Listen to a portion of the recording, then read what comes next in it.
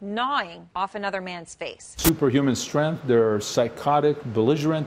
Takes a lot of people to hold them down. When he was caught by police, Armando Aguilar, president of... Reports of a man heavily under the influence of some sort of drug eating another homeless man's face off on the side of a highway hit mainstream media outlets in the mail plastered with "not for human consumption" and "bath salts" labels. A way for vendors to avoid suspicion and relinquish any potential blame or responsibility for deaths. Many of these chemicals, similar in chemical structure and effects, were nicknamed under the umbrella term bath salts. The most common and popular chemical in this category of synthetic cathinones is alpha PVP, specifically nicknamed Flakka in southern Florida. This area of the United States in particular was known for its rampant Flakka problem. Street crack cocaine dealers saw an opportunity to increase profits exponentially by replacing crack with the much cheaper alternative, Flakka. Alpha PVP and similar derivatives went from being sold online to college students and chemical advocates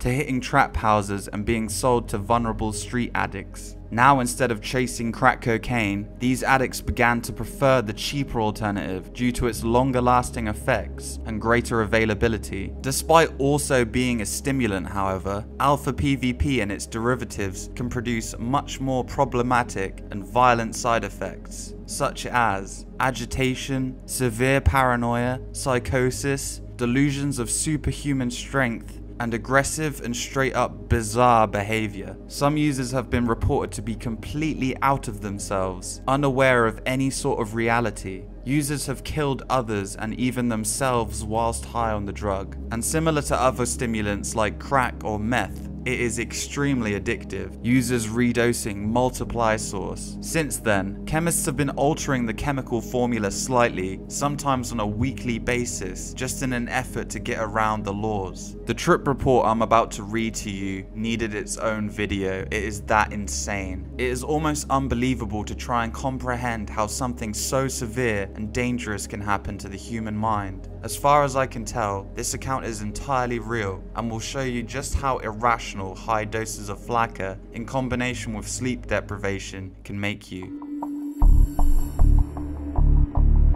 This trip report is titled DARPA by user named Tamarinds. The following experience report was written on the 22nd of March 2016 and edited today, July 1st, 2018 for spelling errors and slight reconstruction. No details are fiction and all was directly experienced by me. I've been meaning to edit and submit this report ever since I wrote it. I wrote it, originally, extremely intoxicated on alpha PHP and drinking 8% malt liquor. It took me this long to edit and submit it because the experience, while one of many insane trials, was by far the most profound. To this day, I still do not see the world the same. As of today, I've been sober for 14.5 months from all drugs and alcohol. I live a spiritual life. I have a true purpose now. I believe that because of this experience, my ideas of what is possible now is infinite. I also believe that this and the other experiences were spiritual experiences with deeper meanings that I currently cannot fully comprehend. I may never be able to. I have accepted this now. Myself interacting with higher orders of being as well as lower orders through the duration of my intense alpha PVP research addiction gave me plenty of evidence that something is going on outside of our normal human perception. The drug gave me reliable, consistent contact with spirits in my head during particularly bizarre research. On March 16th, 2016, I got it in my head that all my neighbors were DARPA operatives, filming the research and development arm of the Pentagon. I had been up for 6 days, constantly vaping large amounts of alpha PVP off a foil in my mother's windowless bathroom, overdosing over and over again, putting myself in conscious frozen catatonic psychosis over and over again, sometimes for hours. To the ER, where I would be arrested on federal charges for importing large amounts of alpha PVP for years. I was hearing a team of guys that were able to manipulate reality, them being DARPA agents of course. I saw things disappear out of my hands, cars repeating as they drove by, motorcycles too. There was a death line on my property that if I walked past, they would stop my heart with a satellite. They projected images onto doors and walls inside my mother's house. The team had had control,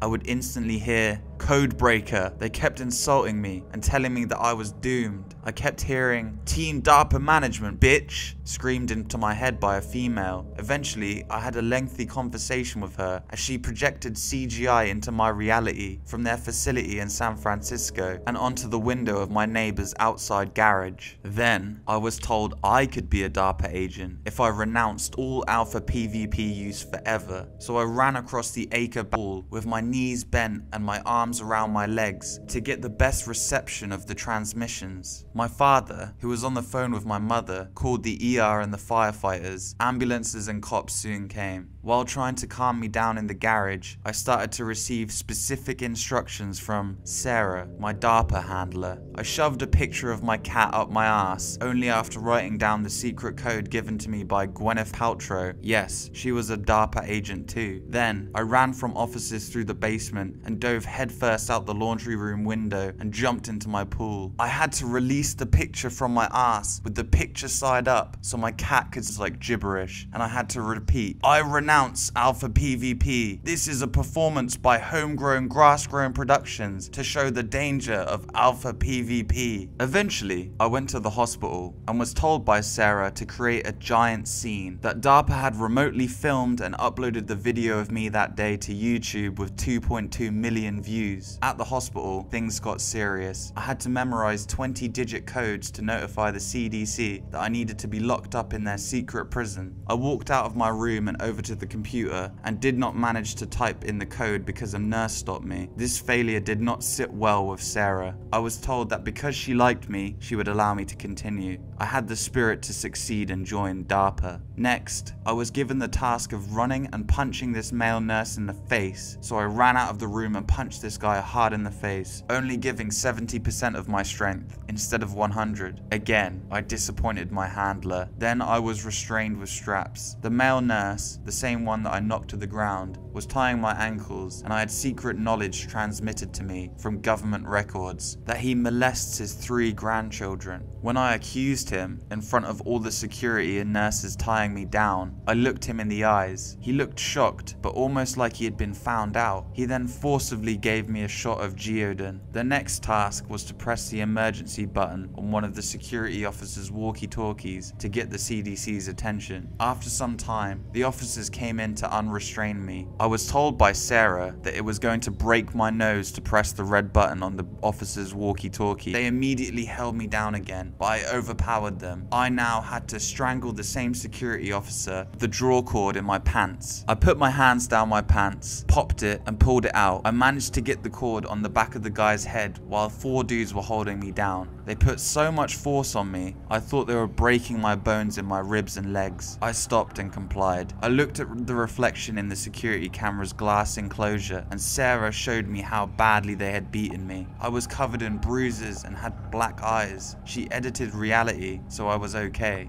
I had barely passed the test, in spirit at least, but was still liked by my handler, Sarah. Hours went by. I was given an option to bite the nurse coming in through her pants on her muff or kick her in the face repeatedly. Yes, you are going to have to kill people and go to CDC prison. You will get raped, I heard in my head from Sarah. I was informed I would be going to a CDC secret prison to investigate alpha PvP analogs and other chemicals to be used as military weapons. There was a third option now though, to see my mum one last time. If I did the other options, she would die before I ever saw her again. I was informed that events 20,000 years in the future depended on this decision. If I chose my mother, I would be allowing a space tyrant to claim victory over a region of space that included humanity. I was even beamed images of this being and his little alien craft. Future of our world was in my hands, but I still chose to see my mum. I was ridiculed for hours about being a baby and a mama's boy by Sarah. The nurses allowed me to call my home, telling the interviewing doctor I was sane and that it was just the drugs. I promised him I would go to drug treatment immediately. Once arriving home though, I figured that since I had failed my DARPA application, I might as well search for some alpha PvP on the floor of the bathroom.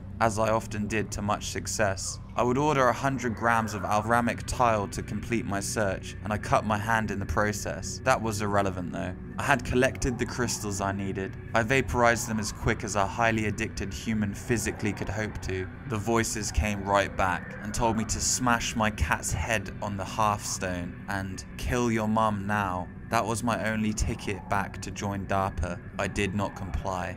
I listened to more of my handler's voice. She was a young, attractive female-sounding voice, who during my hospital stay relayed that she was actually an AI from the future with a half-Asian, half-white avatar, but she pretty much only screamed and often said, "Oh my god, you are so fucking stupid, why are you doing this to me? I thought you were special." And application denied.